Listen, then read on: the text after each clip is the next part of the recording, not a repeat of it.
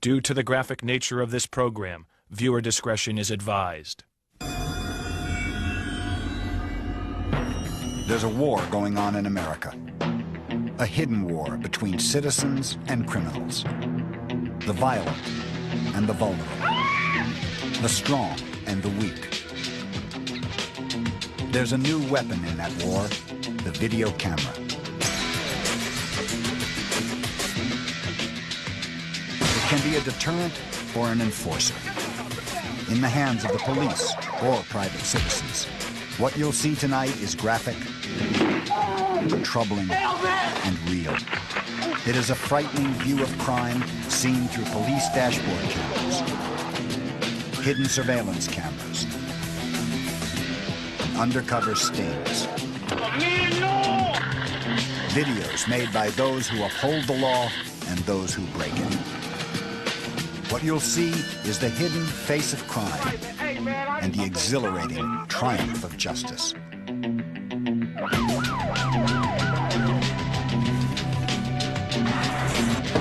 Technology and law enforcement united to even the score.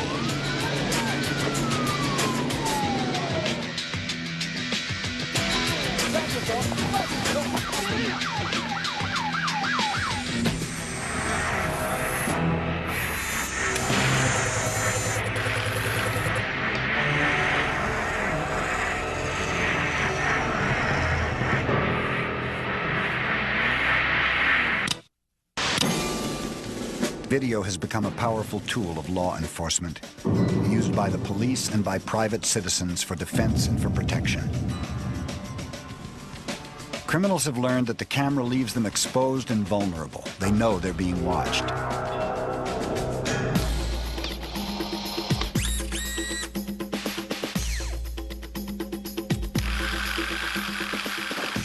If the perfect crime is the unseen crime, then video is the unblinking enforcer, ever watchful, ever vigilant. Convenience stores were among the first to install surveillance cameras.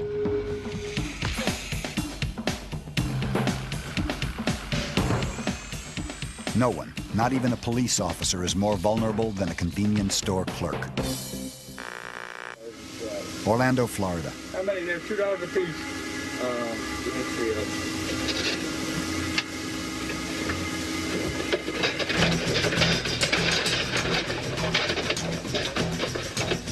Okay, you son of a bitch, now try and get out the door. An elderly clerk, alone and unarmed, goes one-on-one with a deranged thief. His only witness is the video camera. The clerk encloses himself behind bulletproof glass, then with a remote-control device locks the door, trapping the thief inside like a caged animal. The clerk calls the police. This is the Emerald thing. They're going to nut in this place. Tearing the joint apart, tearing everything up. Okay, thank you.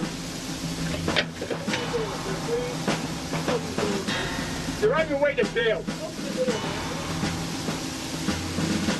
You're making it worse for yourself. The cops are on their way. Yes, he's inside. I got a lock key. He's dead yet. He's going to open up here and get out. The thief finally smashes his way out. Surprisingly, he is caught by a passerby. His declarations of innocence dissolve when police show him the videotape.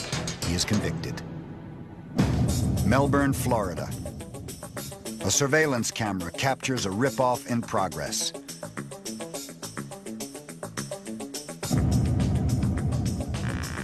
In his attempt to steal the cash register, the thief is momentarily stymied because he forgot to unplug the cord.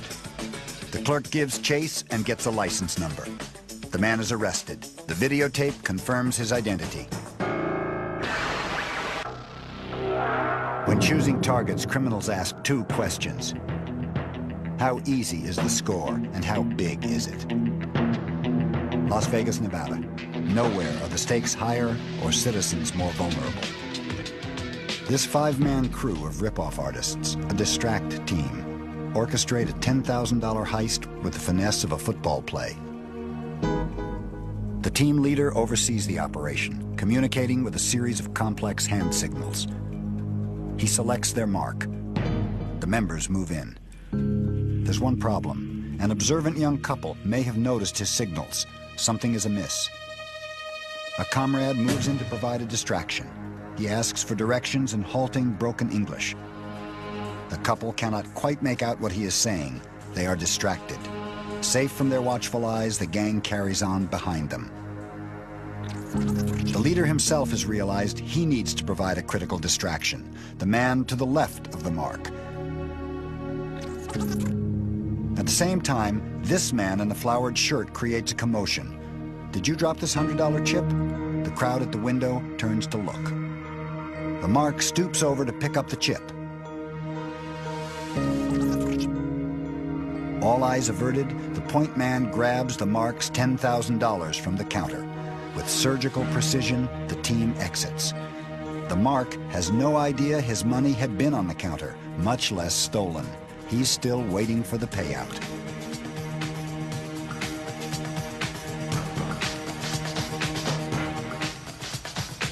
Because of this video, the gambler was reimbursed by the casino. The thieves were later caught.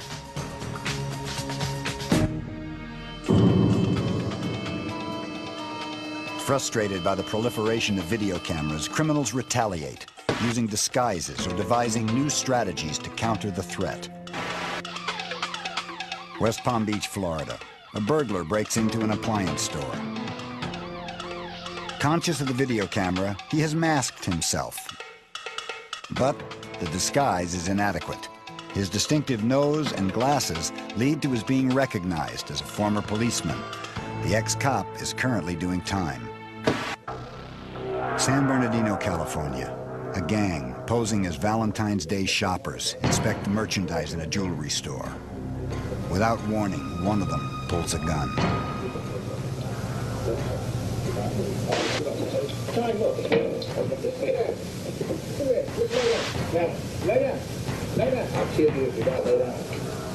After collecting $50,000 worth of jewelry, the bandits make one final demand.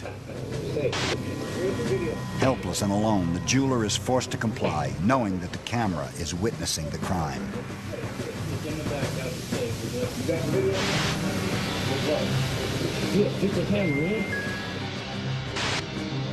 But the tape is a dummy. The real videotape, concealed elsewhere, ensured their ultimate apprehension. Video provides more than just a record of the criminal act. It allows us an unprecedented and frightening view of the criminal heart, cold and callous beyond description. Case in point, Ormond Beach, Florida, a pawn shop. This robber gives no warning before ruthlessly striking out.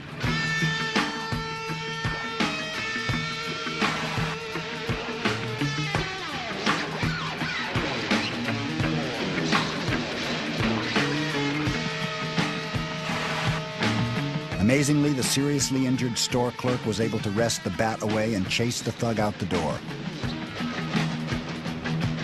Police arrested him 2 hours later, and the videotape provided positive ID. He pled guilty. Sarasota, Florida.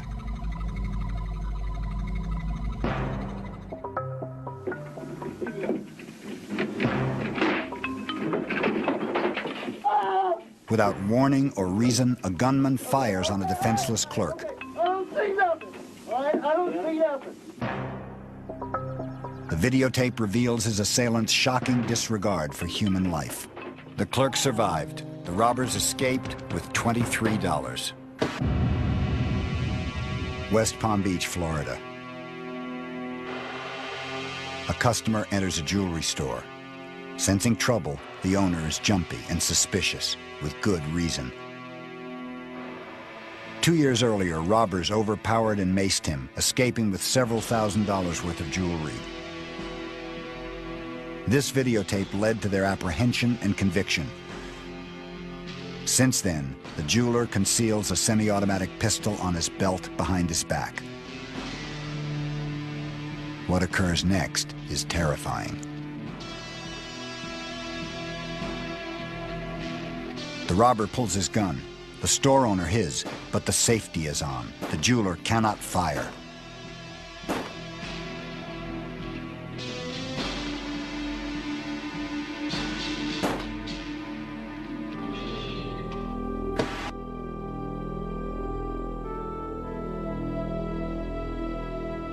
I looked at myself and I said, oh my God, I've been shot. I'm gonna die. I can't die. I have twin 2-year-old little girls. And there he was, just running to the door after he unloaded his gun on me. And then I see that he's coming back towards me. He comes running back into my office and put his gun to my head and says, give me that watch. And I said, take my watch. Please don't kill me. And he took the watch, put the gun back to my head, and pulled the trigger. He thought he had another bullet in the gun. And when he realized his gun was empty, he turned around and ran to the door.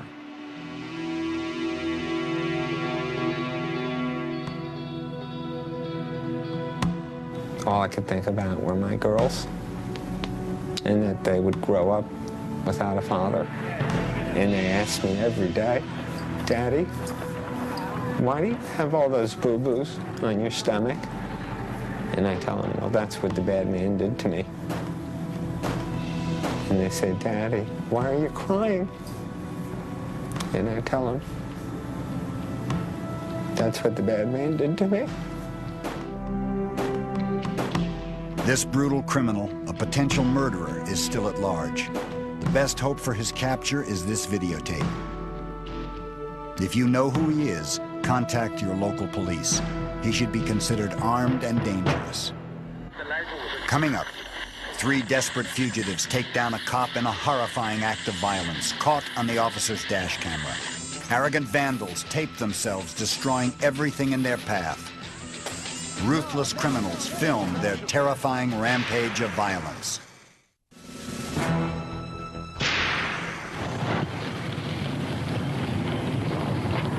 What's the day on that? I'll have to plead guilty if I got to work, because I can't afford to take the day off. Now just give me the thing, let me get out of here. I didn't do nothing wrong, and I know I did.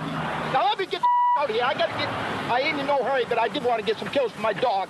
It's just about ready to get out of here, give me that. Can I explain it to you, sir, so you'll know what you need to do? I know what I do. You're ripping me off, and I didn't deserve it because I didn't do nothing wrong. You're probably sitting there parking lot driving right back and forth to get someone in the 40 miles of whatever it is. I never saw the sign. I saw it 55, and I was doing 57. That's all I know. Now just give me the damn thing, and I'll look at the date. If I'm working, I'll pay the fine because I can't afford to take a day off.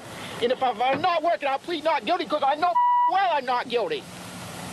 There. Now, are you a state or local?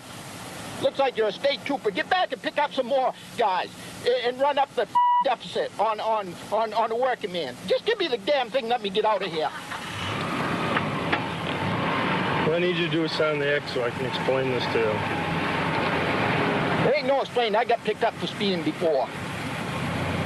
You're guilty and you pay the fine and hope your insurance don't go up. And you try not to speed the next time. And that's what I've been trying to do for 4 or 5 years, and it's worked damn good until I run into you.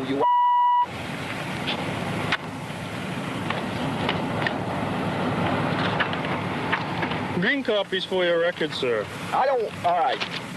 White copy needs to be mailed in within 20 days. Okay. Read the back of this hard copy. This will explain how you can have a trial if you want one. On the back, that'll explain it. Attaches an envelope. See? Put a stamp on that, you mail that in. They'll tell you what to do. Well, I can afford the stamp. The fine's right here, sir. It's $137.50. You're crazy! I get it! You're crazy! My wife took money out of her damn account where she's working to pay my insurance so I wouldn't get picked up. You're crazy! If you don't pick this up, sir, I'm going to summon you for littering. I'll pick the 100. Are you crazy? I wasn't even speeding, you damn. $100 and some dollars. Right. There's some more right there.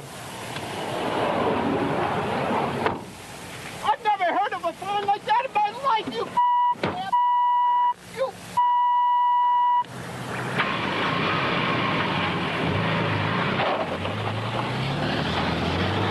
Bye. Technology has made video cameras completely mobile. In police work, the camera has evolved from passive observer to active participant. The best example is on the dashboard of the patrol car. The camera has been extremely helpful to law enforcement. Now the jurors are able to actually see what these officers are talking about or what other witnesses are talking about. There is no lying on anybody's part because the video shows exactly what happened.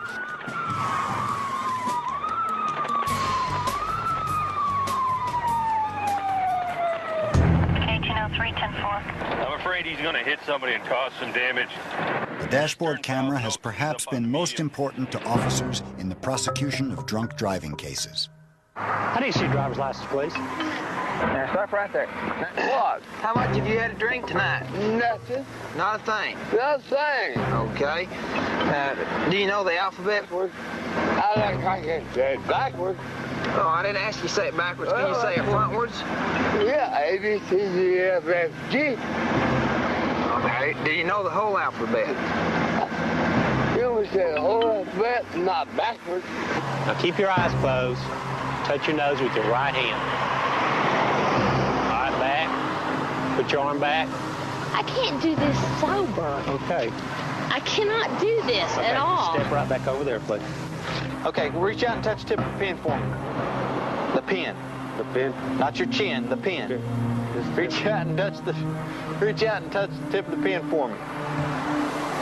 Is that the tip? Jiminy Christmas. The results of a lot of that video footage as it relates to drunk driving cases many times is very humorous. 626. Going to be off of County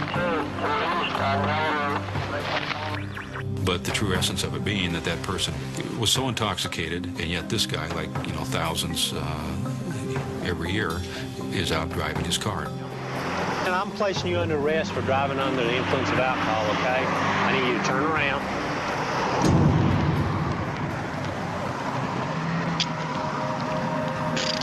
There is no such thing as a routine stop. All officers are trained from the beginning to treat every situation that it could be a volatile situation.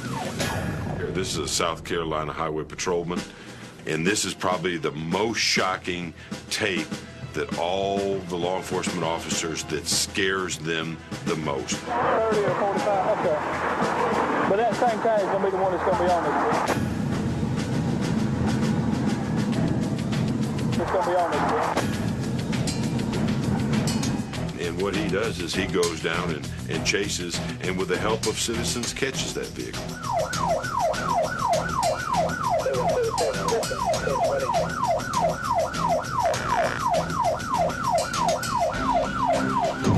They are conscious of being shot and stabbed and jumped on, but they don't think of being struck by oncoming traffic. Sir, I ask you to wait right here, okay? Okay.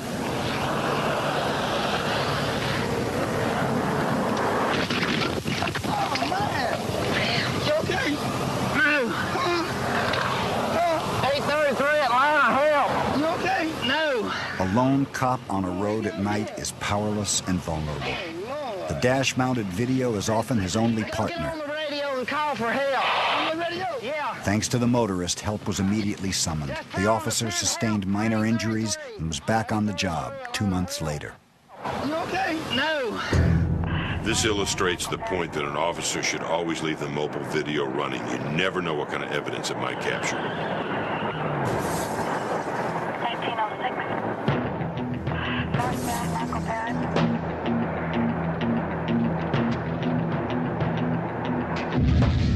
When any police officer in any jurisdiction makes any stop of a person, it's the fear of the unknown which runs through their mind, which runs through their emotions. Because when they stop somebody, they don't know who that person is. They don't know what crimes may have just been committed and what this person is willing to do to keep from getting captured. This is Constable Daryl Lunsford from Nacogdoches County, Texas. And what Daryl did was face a very volatile situation alone on the side of the road without any backup, without any assistance other than the video camera that was mounted on his dashboard. You have any ID? You have any ID on you? No, sir. I'm with my brother. My brother has the ID. I was up in them racks. Do what? I was up in them racks. Okay, you don't have a driver's license? Yes, I do, but I didn't bring it with me. Got me looking at the trunk? Got me looking at the trunk? When the suspects opened their trunk, the officer was overwhelmed by the scent of marijuana. It was now essential that he rigorously follow police procedure, but he did not. No, see, he's got the license with it. They did what we would call a classic prison takedown on Constable Lunsford.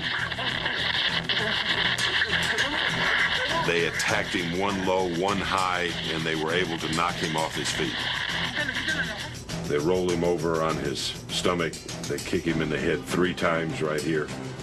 And right there, a shot is fired, killing Daryl, and as you can see, the shooter stands up with Daryl's gun and flashlight in his hand. He never had anybody ride with him. He never had any backup unit. And we built by hand the mobile video system that is in his car at this point, and the one that actually recorded his capital murder. It's been documented that an officer is killed every 57 hours in the United States. So that does become a part of the job. But when we actually see it captured on video, it does make it that much more personal. It sends a chill down your spine.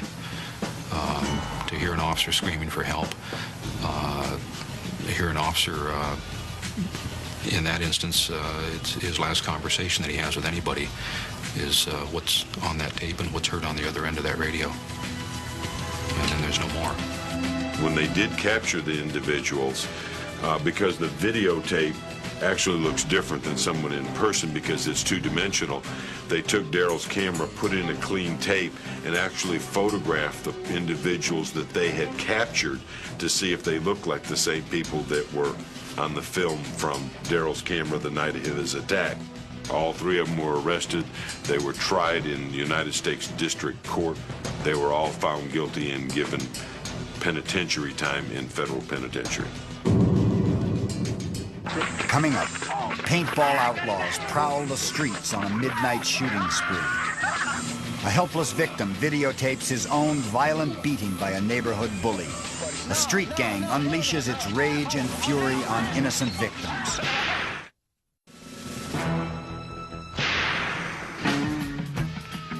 As technology creates smaller, more easily hidden video cameras, they become weapons of enforcement, invaluable in the execution of stings.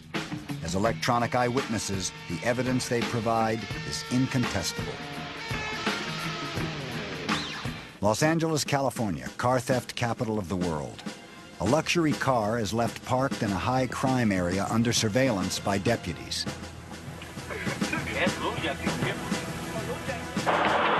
Take it.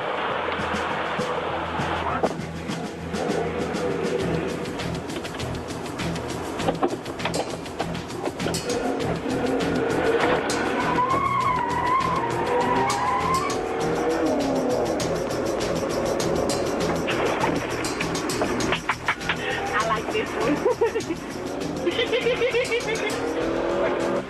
The car is rigged not only with a hidden camera, but with devices to shut off the motor and lock the doors 15 seconds after the theft.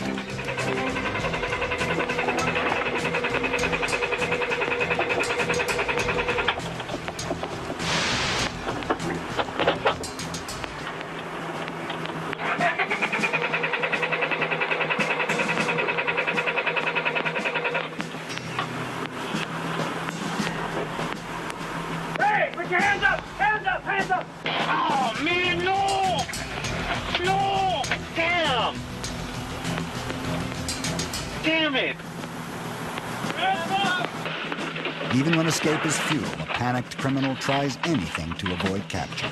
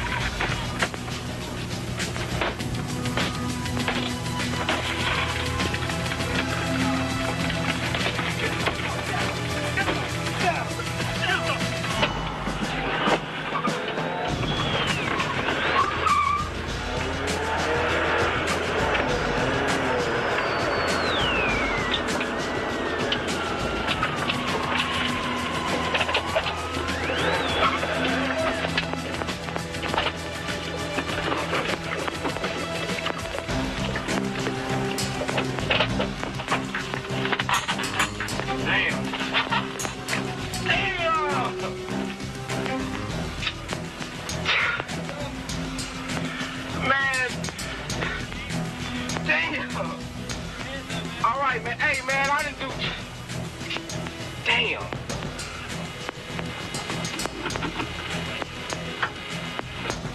Damn, I should have listened. Damn. Damn. All right, sir. I didn't have nothing to do with this, sir. I'm not lying, man. I'm not lying, sir. La Crosse, Wisconsin.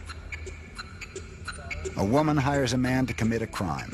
What she does not know is that he is an undercover cop, and that he has hidden a matchbook-sized video camera inside a hat lying on the dashboard. Nice hat. You like that, huh? I want a hug to make sure you're not wired. You want to hug me to make sure I'm not wired? Okay. There you go. Okay. All right. We all got to be safe, don't we? I agree. I understand you want me to do some work for you. That'd be really nice because, first, we got married June 29th. Who are we talking about here? My husband. Well, my soon-to-be ex-husband, I hope. He won't give me a divorce. He won't support me. And he's just kind of being an all-around... He beat me after we've been married 3 months. Beat me until I was in the hospital. Mm-hmm. And no man will do that and get away with it, I'm sorry. I love me too much for that. And that's who we're talking about. So you're talking about your husband? Mm-hmm. I guess, what do you want me to do to your husband, Carol? I don't want him on this earth no more. What are we talking about? When you know, that doesn't mean anything to me. I know lots of people that say those things. Do you want this guy beaten up, or do you want me to kill this guy? I want him dead. Okay. I ain't getting no money unless he's dead. No, I just want to make sure here, Carol. No, a lot of people tell me this. Dead. I mean, I will pay to have him dead. Dead as a doorknob. I will even help bury him. Well, they'll cut down on the cost. That's right.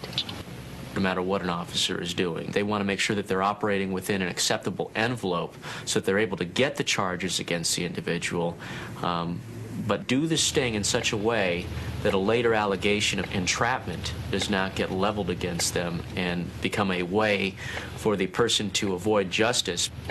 You know, every once in a while when I shoot these people have a tendency to suffer. Does that bother you at all? No, not at all. Sorry, I didn't mean to laugh, but no, not at all.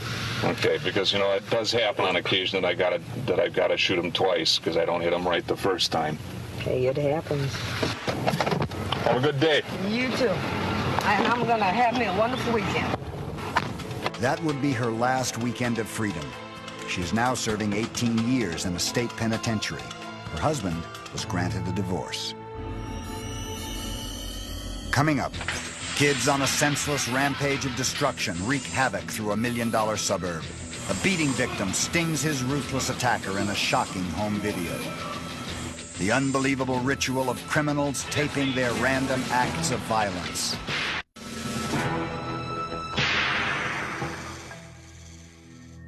Chicago, Illinois. Here, the video camera takes us into a world of crime beyond imagination.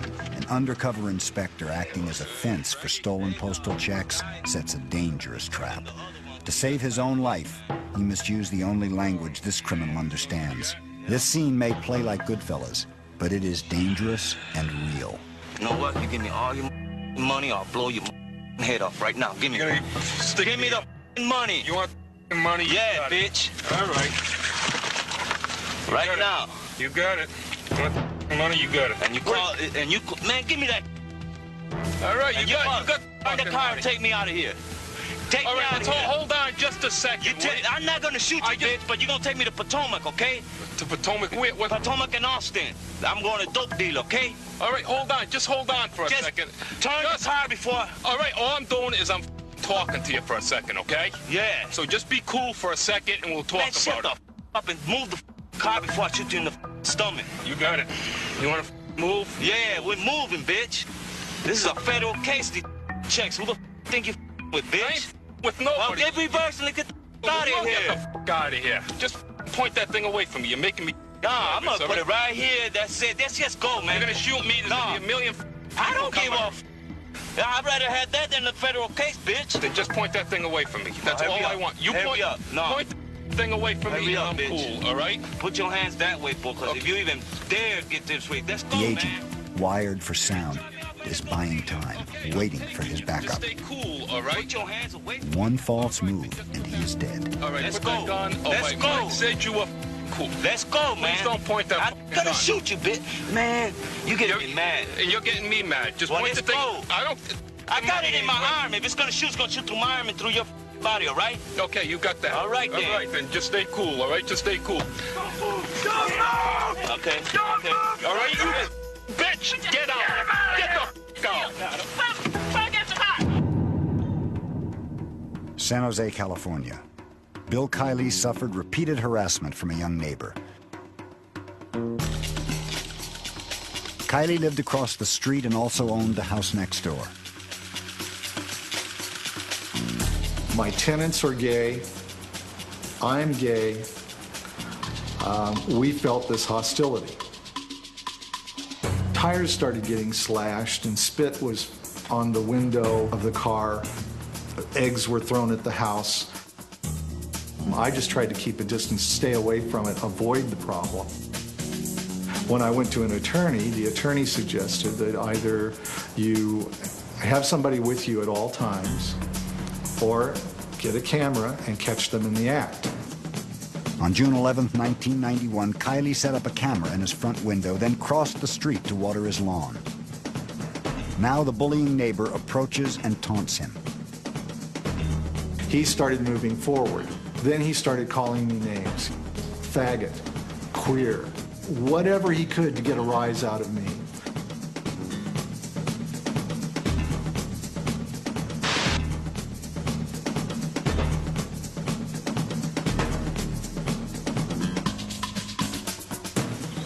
Then the adrenaline started running in me, and fear was definitely there.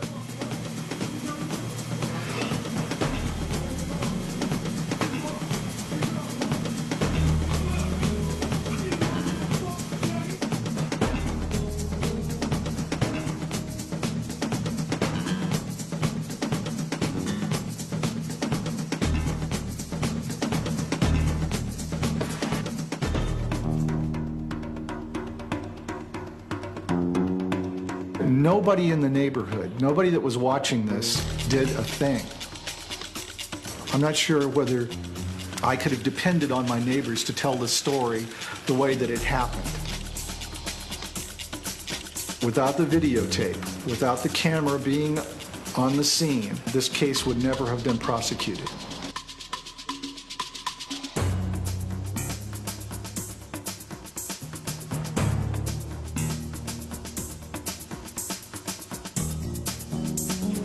It would have been their word against my word. And interestingly enough, their word changed after they saw the videotape. Because of this video, his assailant was convicted and served 2 years in a juvenile correctional facility. Coming up, raging teens devastate a dream neighborhood in an alarming binge of destruction. Paintball outlaws prowl the streets on a midnight shooting spree. Merciless thugs pursue innocent victims, capturing their violent muggings on home video.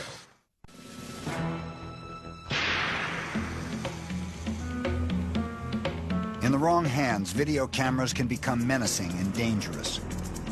For some, the camera acts almost like a drug, enhancing the thrill of their crimes, which they record and play back for repeated pleasure. Ironically, this living record can be used against them. There is the element of exhibitionism with the person who is videotaping him or herself perpetrating crimes. Obviously, there's a certain thrill in the fact that certain people are likely to watch it. So there is that exhibitionistic component to it. All right, yeah, go ahead. Excuse me.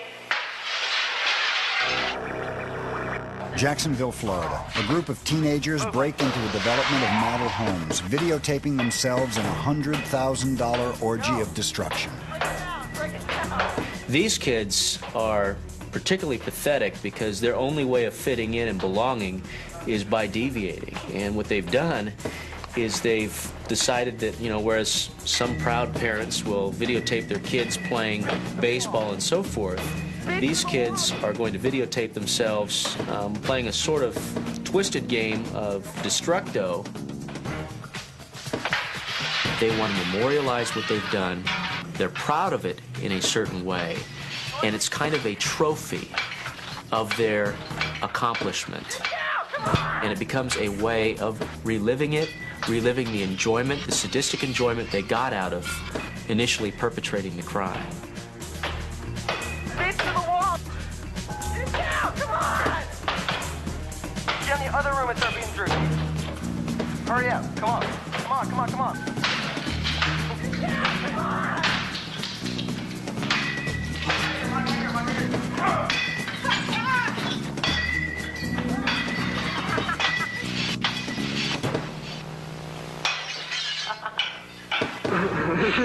I feel down on myself. I just come and do a little bashing. Wakes me up. That's my coffee and my psychiatrist. Okay, I'm gonna become a killer. Los Angeles, California. In a city notorious for drive-by shootings, a gun pointed from a passing car window causes heart-stopping fear, even if it only shoots paint. 4 young men prowl the city streets, shooting video as they look for victims. Do you have any change? These guns shoot paint bullets, but their terrified targets do not know that. The intent of the youthful terrorists is clear. That's what you do. Hit for the face. Woo! I got him in the face! Let him die! He was like, give it to me, damn it! He's pussy now.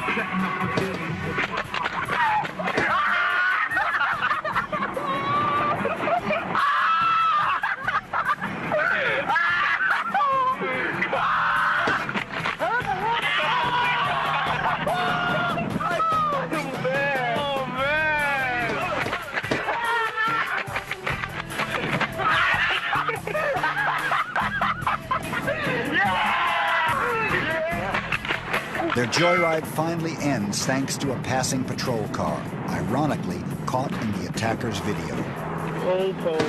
I knew the tape would inflame the judge. It would inflame anyone who saw it. We see a lot of horrible things in this business. We don't often see into the minds of the perpetrators, though.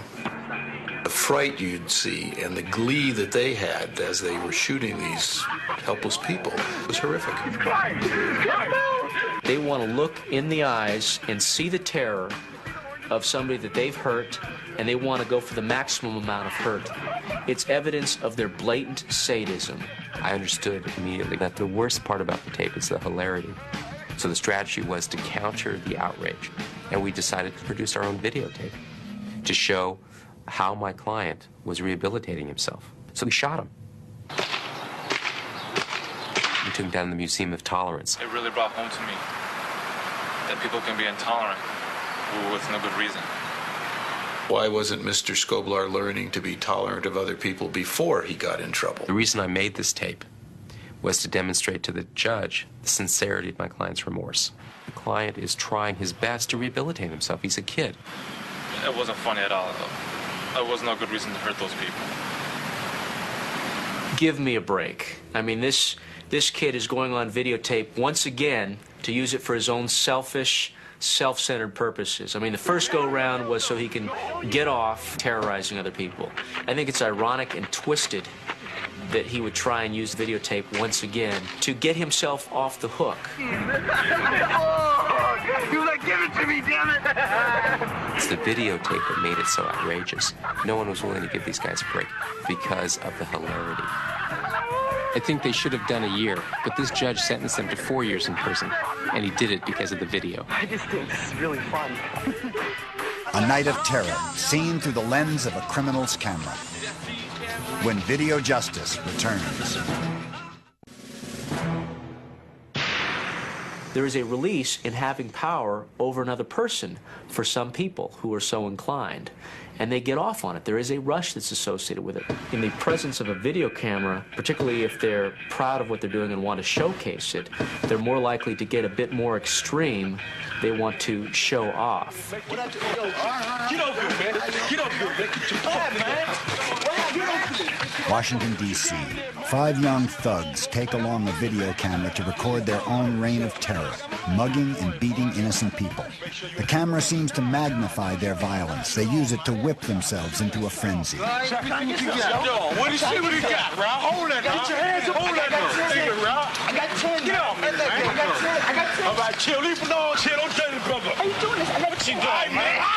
I got 10. Yo, let him go, man. Y'all keep moving, man. Hold on. Hell, man. The first victim somehow manages to get away. The second is not so lucky. Needing directions, Charles Lawson walks into hell.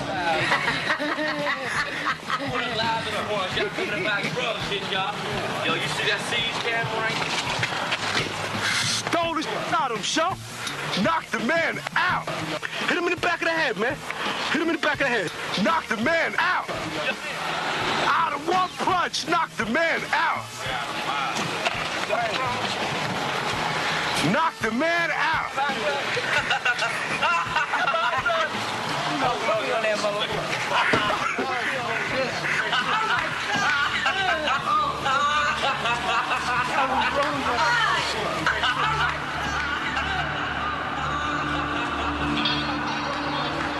Eight years later, Lawson remembers seeing the video for the first time. It was like a rerun of a nightmare. I saw someone striking me in the face. I saw myself fall back and fall to the ground. And then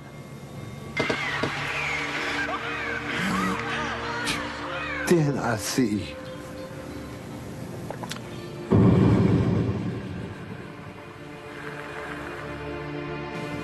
they took away my humanity.